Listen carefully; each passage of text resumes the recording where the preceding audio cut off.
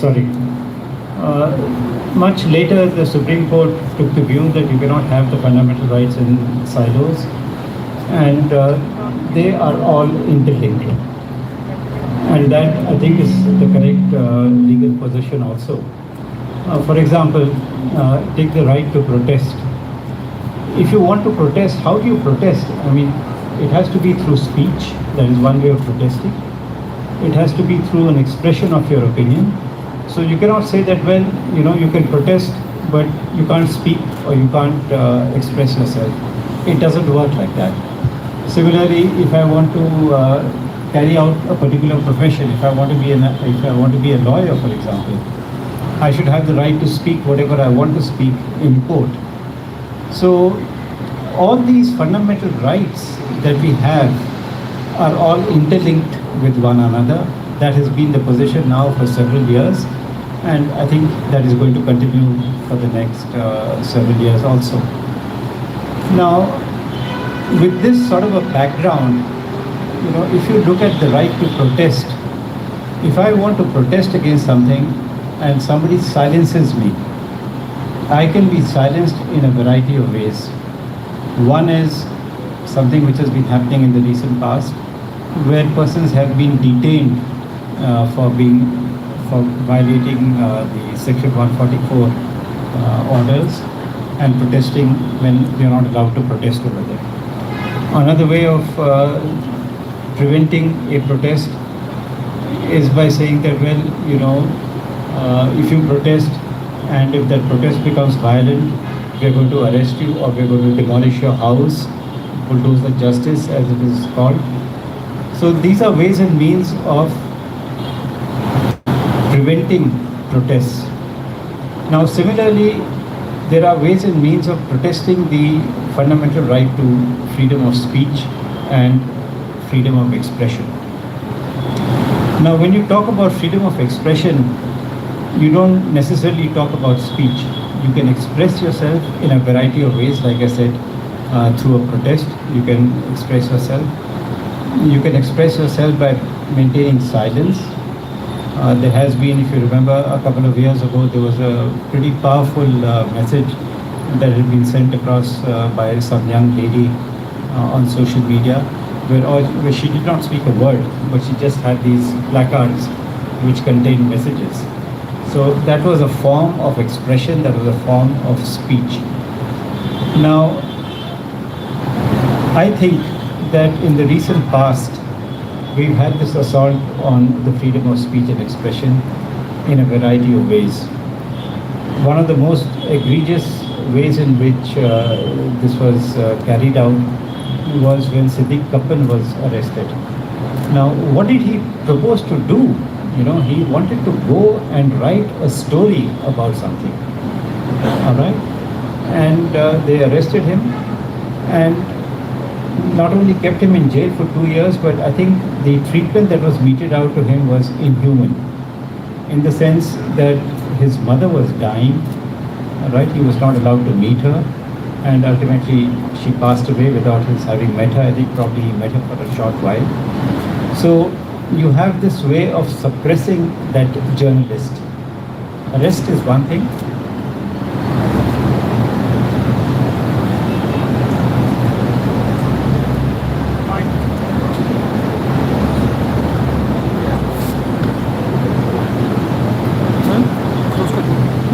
Thank you.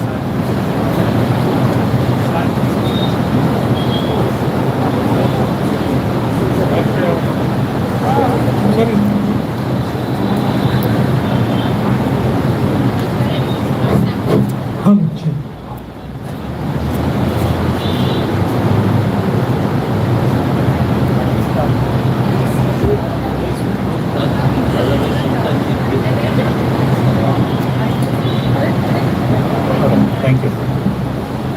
Okay, so one way of suppressing him was arresting him. That is one.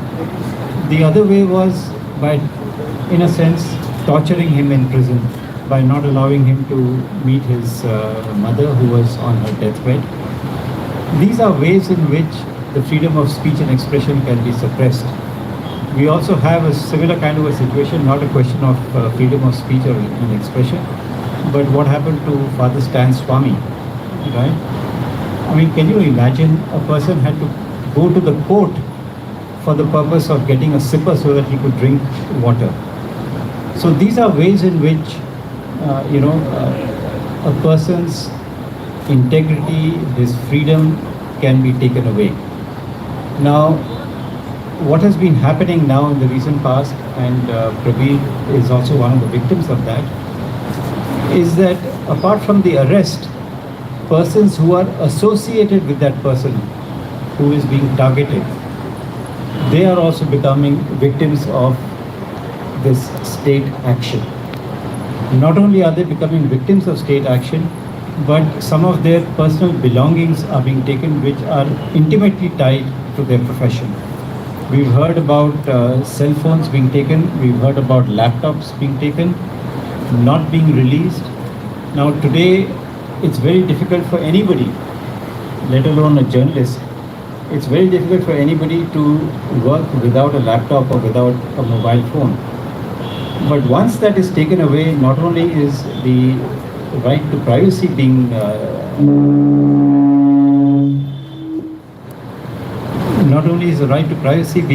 destroyed, because the cell phone contains private data, the laptop contains private data, but the person is in fact prevented from carrying out his profession. So another right, another fundamental right, the right to carry out your profession, is being taken away. So there is this intermixing of all these rights. Of course, freedom of speech and expression, I would take that as the first and the most important right. Others perhaps flow from it in some form or the other. Another manner in which I find that the freedom of speech and expression is being controlled is not only through arrest, but through the pressure that is put upon journalists or that is put upon the owners of newspapers by denying them advertisements which the government gives. I have come across one or two persons who have mentioned to me that if they had written some particular article which was not very much liked by the establishment at that point of time, suddenly newspaper advertisements, it was a small newspaper, the advertisements stopped coming, and they had to somehow or the other, convey to the establishment that listen, what we have done was wrong, it was a mistake, so that we could start functioning again. I think Anuradha Bhasin was probably one of those who was a victim of this sort of harassment or this sort of a suppression of the freedom of speech and expression. So that is another way of doing it. Another way that has been happening again in the recent past is getting hold of Twitter. You tell Twitter that, listen, I want a particular tweet to be taken off. Or you tell YouTube that I want a particular, video to be taken off. Or control it somehow or the other. Now, the idea of controlling it is again a violation of the fundamental right to freedom of speech and expression. You can say things that only the establishment wants to hear. If the establishment doesn't want you to say something, well, they have ways and means of controlling it. Like I said, stopping advertisements if it's in the print media, telling YouTube that you take down those videos, telling Twitter that you somehow or the other delete those tweets and only put tweets that we want you to put. Now, all these, are ways and means of curbing the freedom of speech and expression. One of the more dangerous ways that I find is now gaining prominence is that of the use of the law of defamation, criminal defamation.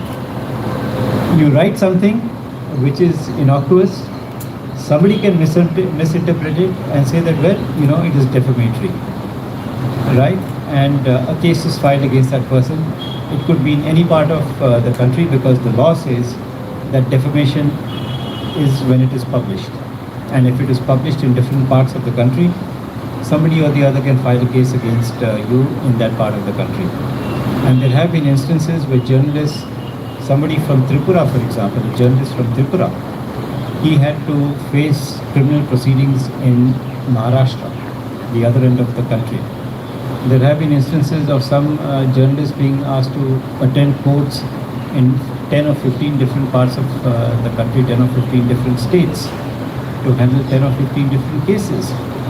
So that is, I think, something which is gaining prominence, the use of the law of defamation. And unfortunately, because it's a matter that comes to court, somebody has to be extra careful that you can't, take the court for granted.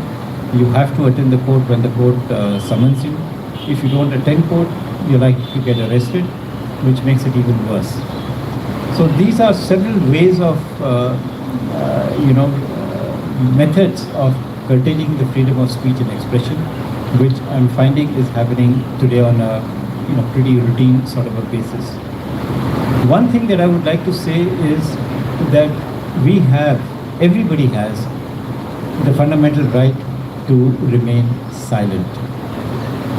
Now that, I'm afraid, is a right which is not being exercised by persons who are taken into custody. The law says, the Constitution says, that you have a right to be silent, which means that if the police ask you a question, you have a right to say that, listen, I'm sorry, I'm not going to answer that question. What happens in a situation like that? In a situation like that, the court says, the police says, and they tell the court every now and then, it has happened even yesterday, they tell the court that the witness is not cooperating or the accused is not cooperating. And because the accused is not cooperating, therefore bail should not be granted, or that the person should be remanded into custody. But that, in my view, is a clear violation of Article 20 of the Constitution, where you have a right to remain silent. I would urge, I hope none of you get arrested or get caught by the police, but please remember, you have a right to be silent. If the police ask you a question, say, sorry, I don't want to answer that question. Because what you say can be used against you. The police can't use it in evidence against you. That the law does not permit, the Evidence Act does not permit that. But that can be the basis for further investigations of a future course of action. But an authority like the Enforcement Directorate, for example, can use that, whatever you say can be used against you. So again, now because this right is being taken away, a right which is guaranteed by the Constitution, the right to remain silent, is being taken away, that again is a way of expressing your protest or your disagreement with the manner in which the law is being advanced or is being used against a person. So there are a variety of ways, I believe, which are being used today to curb the freedom of speech and expression. Well, the problem is that if you try to protest, you are in trouble. So the result is that the media is told, the press is told, that you toe the line that we want you to toe. And that's where the expression Godi media comes in. But we need persons who are in a position to protest. We need persons who are in a position to dissent. The Supreme Court has very often dissented.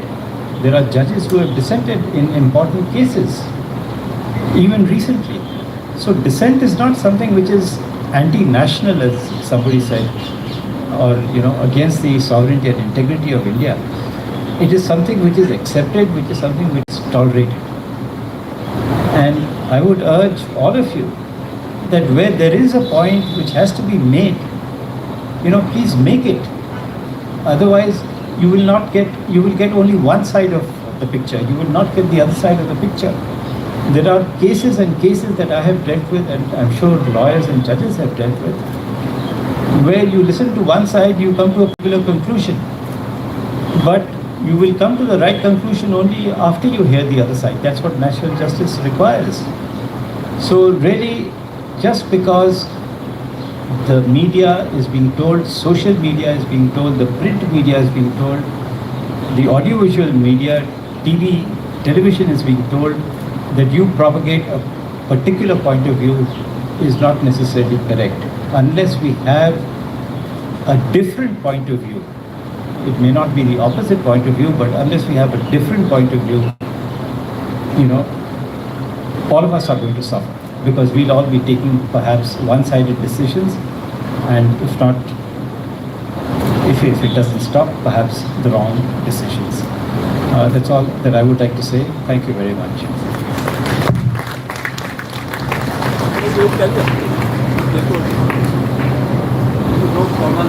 Okay. Since you've said no formalities, I'll take the mic straight from Justice Loku. First is, I must express my, what shall I say, my gratitude, my thanks to particularly all the press organizations who came out in protest against my arrest. Without that solidarity, without that support, it would have been much harder for spirits. I also must say that I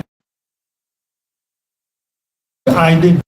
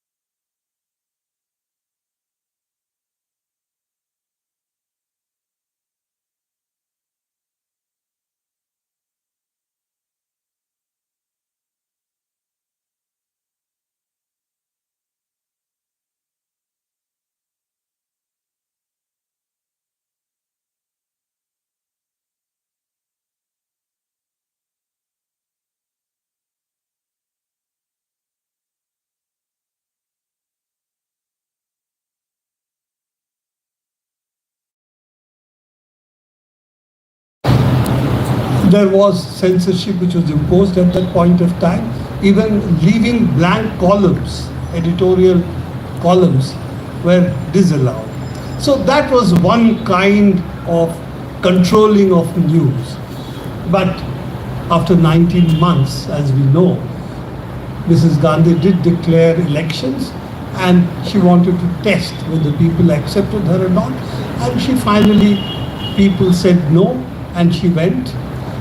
That was one transition we saw, and a rebirth in that sense of the democratic spirits of the people.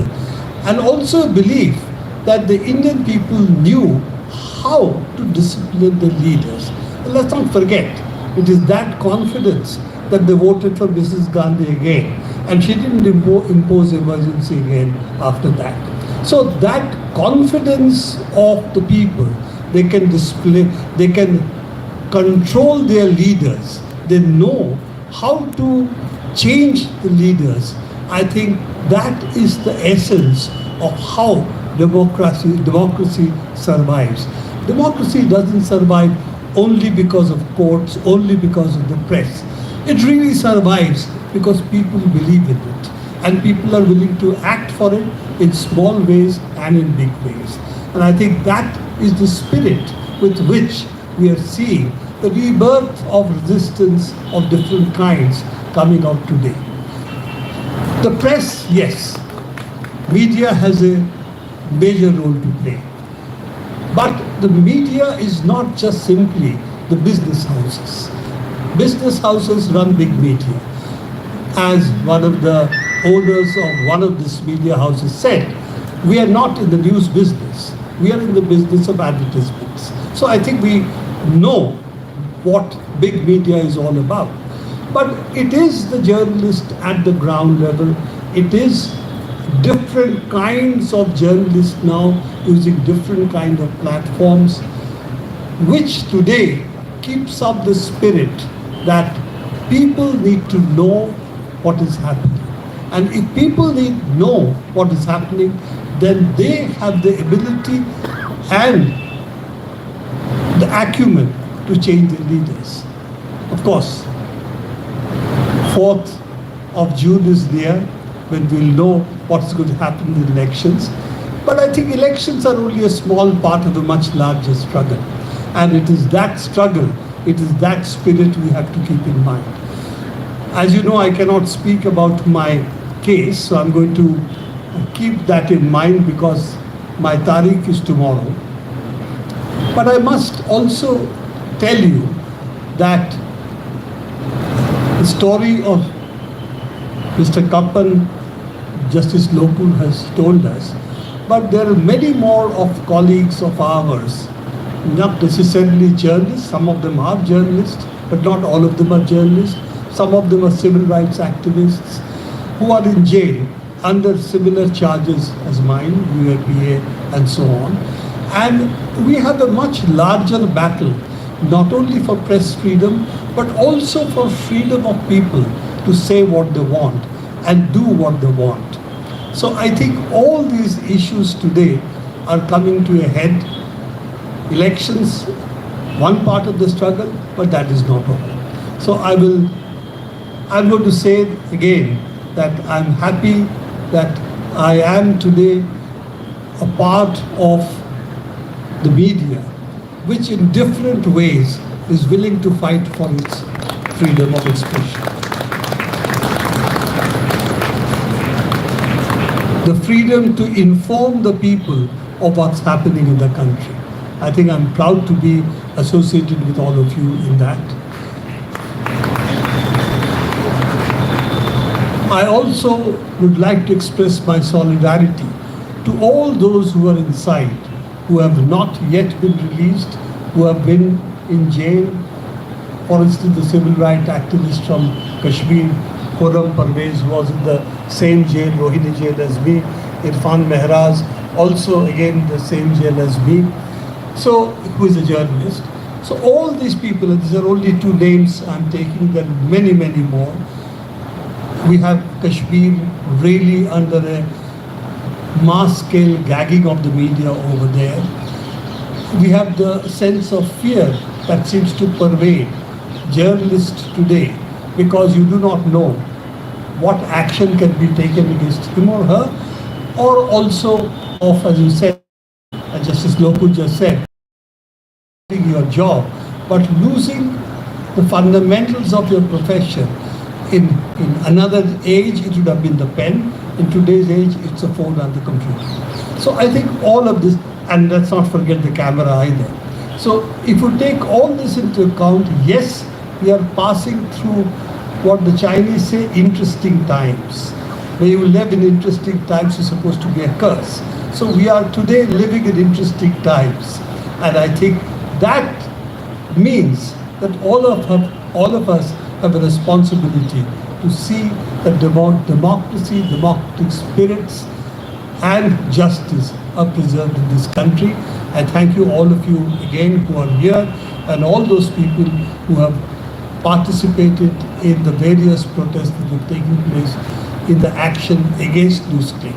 A last word for me is my heart really goes out to my colleagues who have lost their jobs because NewsClick's accounts have been frozen, who have lost their professional equipment, and also have been put under a stress which no journalist should be put under.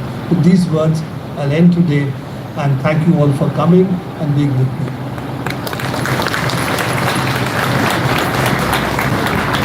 Thank you very much, Pradeep. Definitely all of us will be enlightened by his speech, and not speech, actually his feelings, that's the most important. And also Justice, I must thank Justice Lapur for coming over here and give us a kind of a guiding spirit, as a guiding spirit, as a guiding light. So we mentioned about one thing, that we also believe in the powers of the people. So I don't know, this time he told about election results on 4th June. This time perhaps you will see two types of results. One is 1st June, another one would be 4th June. So I don't know which one would be the correct.